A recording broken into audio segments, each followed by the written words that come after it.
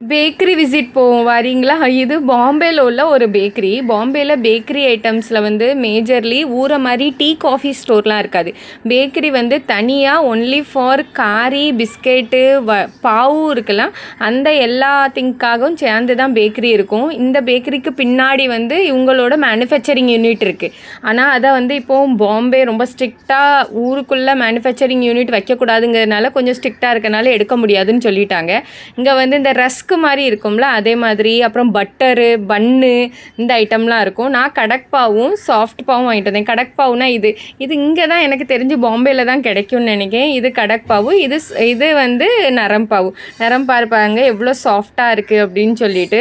கடக்பாவு, நரம்பாவு ரெண்டுமே வந்து இங்கே உள்ள ஸ்பெஷாலிட்டி எனக்கு தெரிஞ்சு.